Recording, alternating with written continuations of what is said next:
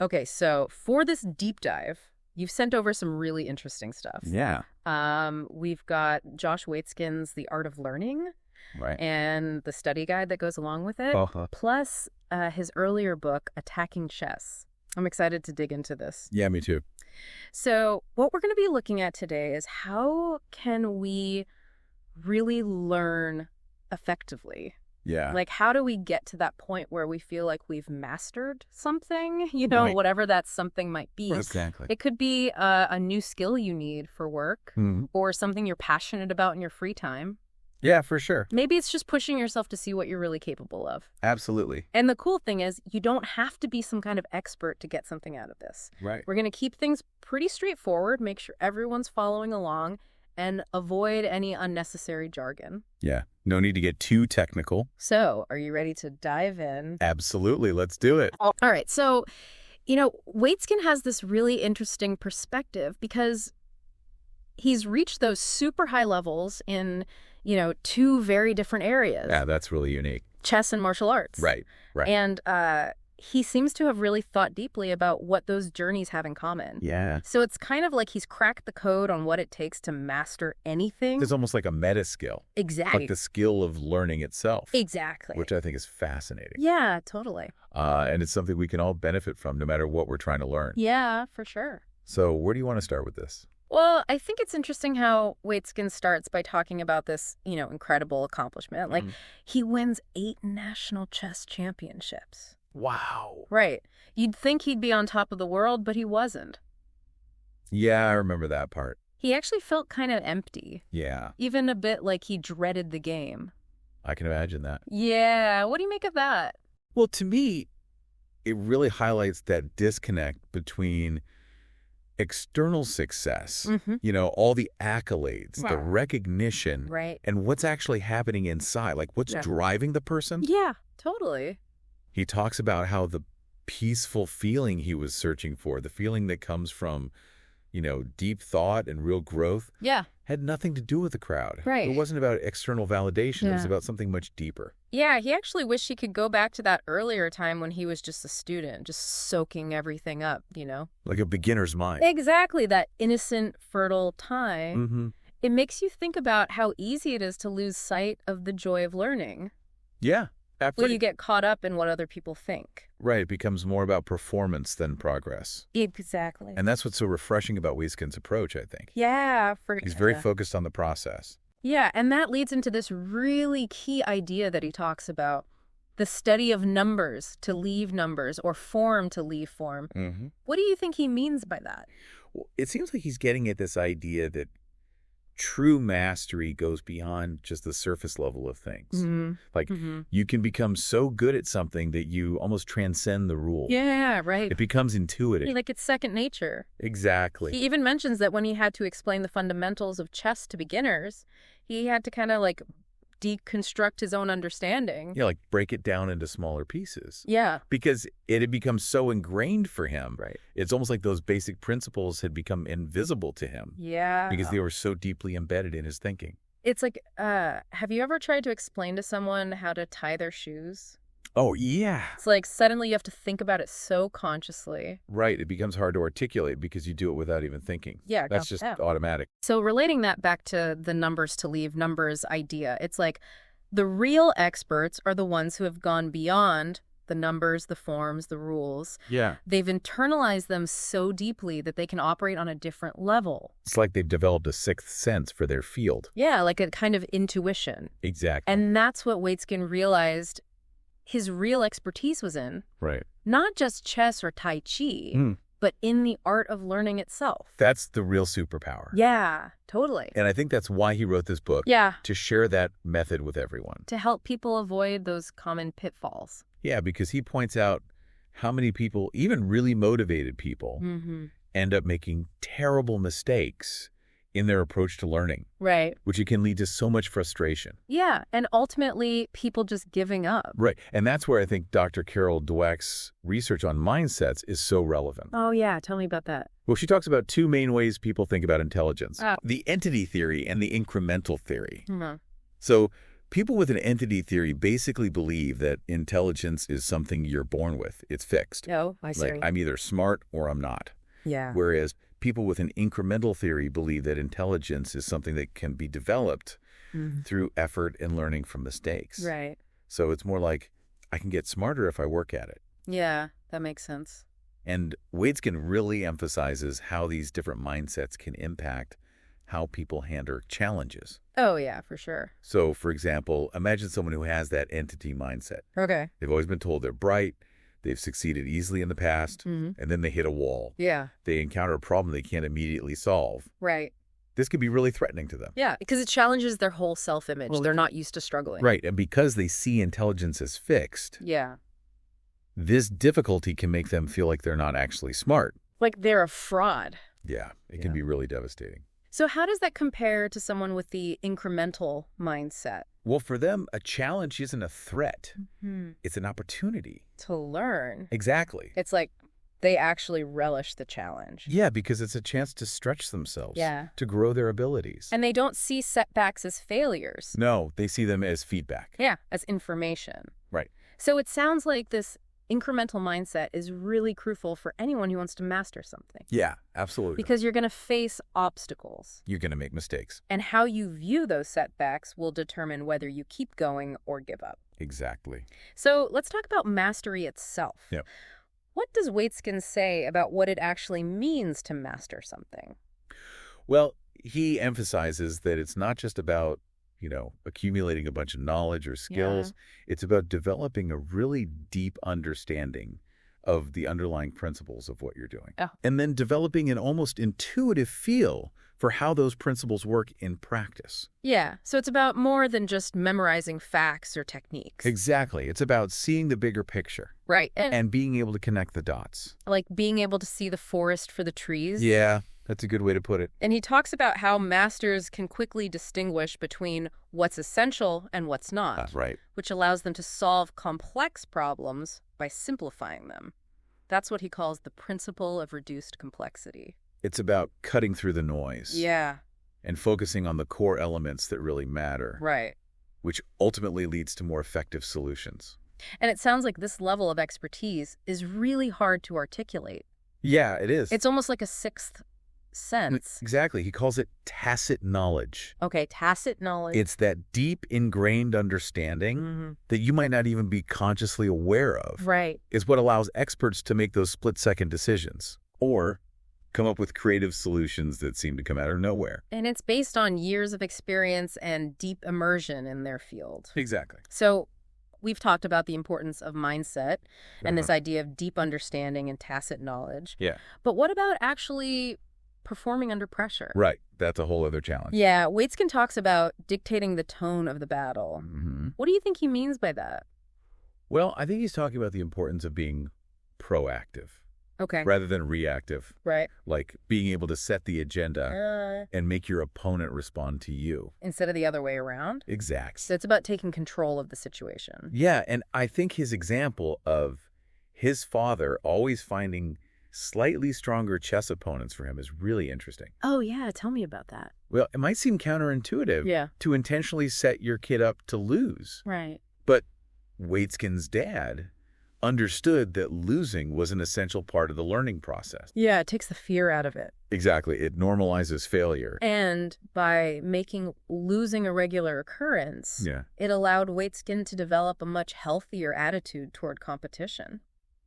Right. He wasn't afraid to take risks because he knew that even if he lost, he would learn something from it. And his main motivation was his passion for the game. Right. Not just the fear of losing. So it sounds like this kind of approach really fosters mental resilience. Oh, yeah, for sure. And Waitzkin goes even deeper into that. Yeah, he talks about reaching a higher state of consciousness and creative flow. Right. Which sounds pretty mystical. Yeah, it does. But he actually presents it as a skill that can be developed through practice. Okay, interesting. Like you can train yourself to access these states more easily. And he introduces this idea of the soft zone. Yeah, the soft zone is like your optimal performance state.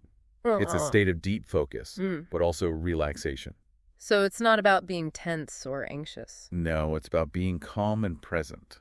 and being able to adapt to whatever challenges come up. Exactly. He contrasts this with the hard zone. Yeah, the hard zone is that kind of tense, strained focus. Right. Where everything has to be perfect for you to function well. Yeah, you're easily thrown off by distractions. Exactly. But the soft zone is much more resilient. Yeah, because it comes from within. Right. It's not dependent on external circumstances. So how do you get into the soft zone? Well, Waitzkin talks about a few different techniques. Okay. One of them is actually kind of surprising. He would deliberately create chaos in his environment.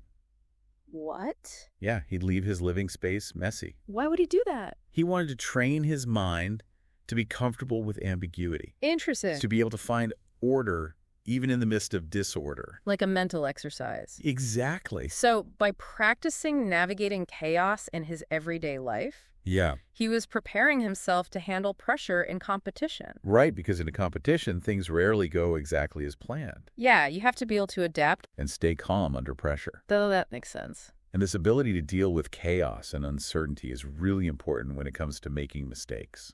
Oh, yeah. Because mistakes are inevitable. Yeah, you can't avoid them completely. Right. So the key is not to let one mistake turn into a downward spiral. Like, you make one mistake, and then you get frustrated, and then you make another mistake, and it just keeps going. Yeah, you lose your composure, and then you're really in trouble. So Waitzkin stresses the importance of being able to regain your presence and clarity. Immediately after you make a mistake. Yeah, like snapping yourself out of that negative mental loop. And he gives some practical tips for how to do that. Oh, yeah, like what? Well, he mentions simple things like taking deep breaths. Yeah, that's a good one. Or splashing cold water on your face. Yeah.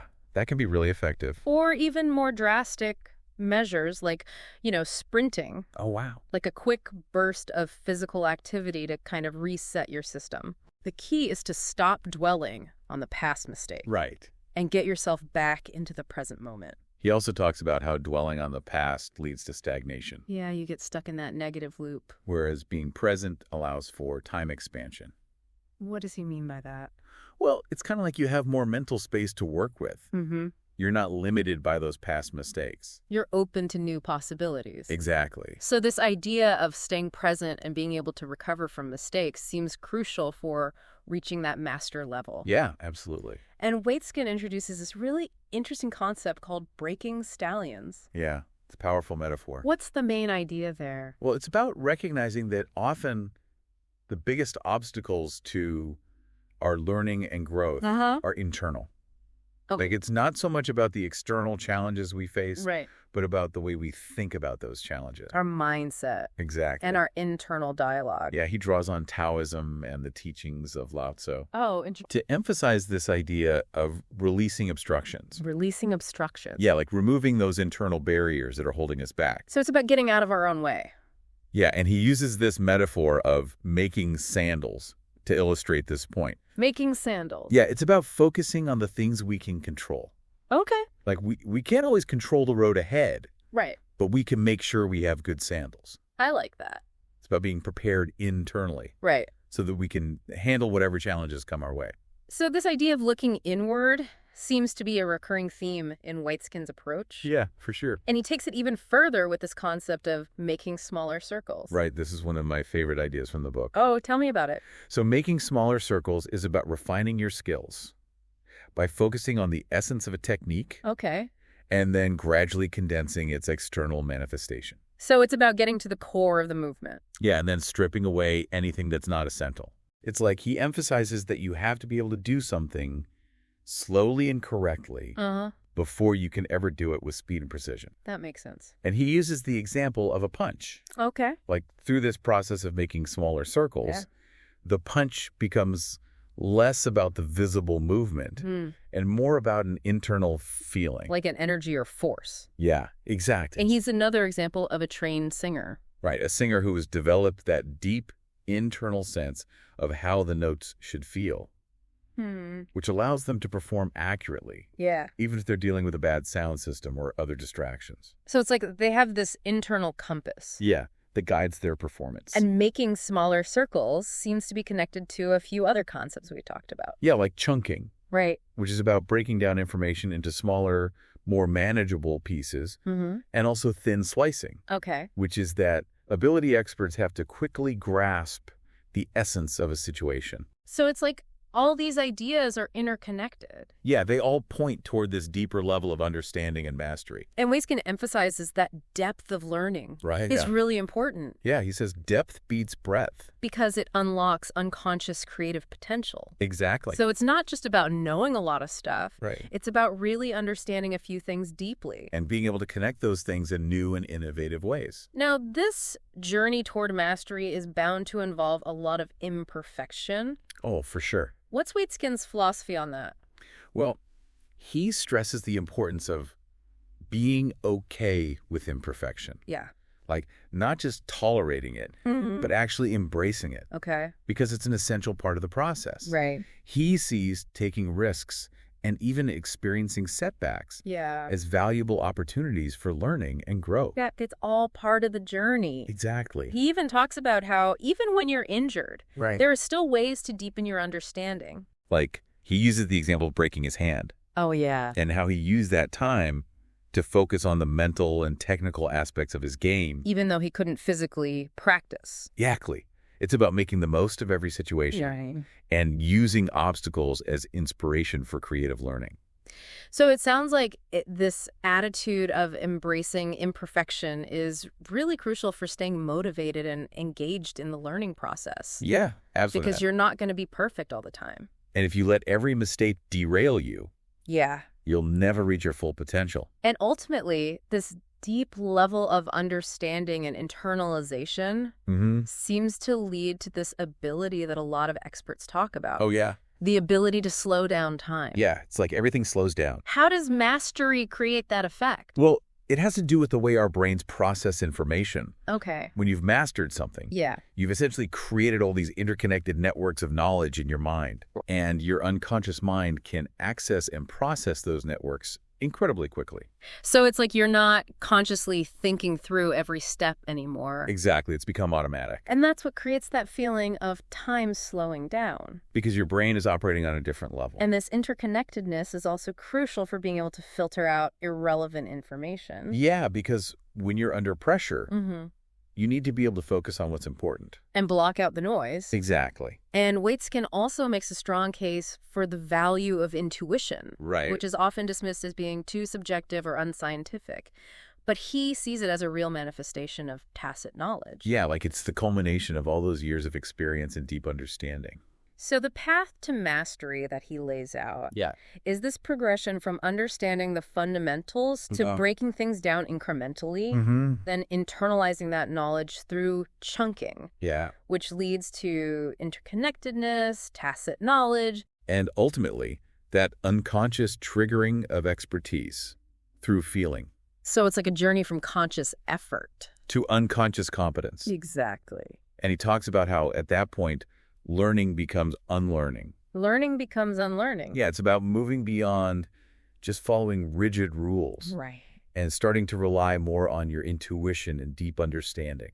Like you know the rules so well Yeah, that you know when to break them. exactly. And he uses this analogy of focused and diffuse vision Okay. to explain how our conscious and unconscious minds work together in this process. So focused vision is like that narrow, concentrated attention. Yeah, like when you're really focused on a specific task. And diffuse vision is more like that broad, relaxed awareness. Right, like when you're daydreaming or taking a walk in nature. And he argues that both modes of attention are important for learning and creativity. Yeah, you need both the focused attention to really dive deep into something. And the diffuse attention to make those connections and have those insights. So we've talked about mindset, deep understanding, the importance of intuition. Yeah. But what about the role of stress and recovery in all of this? Right, because reaching those high levels of performance requires a lot of energy and focus. And it can be really draining. So recovery is essential. And Waitzkin shares his own experience of time seeming to slow down when he broke his hand. Oh, yeah. He talks about how that forced him to really focus on what was essential All right. because he couldn't physically practice. Yeah. He had to find other ways to improve. And he also talks about the science behind this idea of gathering and release of intensity. Yeah, there's some fascinating research on how our bodies respond to stress and how important it is to have periods of recovery. Right, to allow our systems to recharge. And he emphasizes that being able to bounce back quickly from intense stress is key to both high performance and endurance.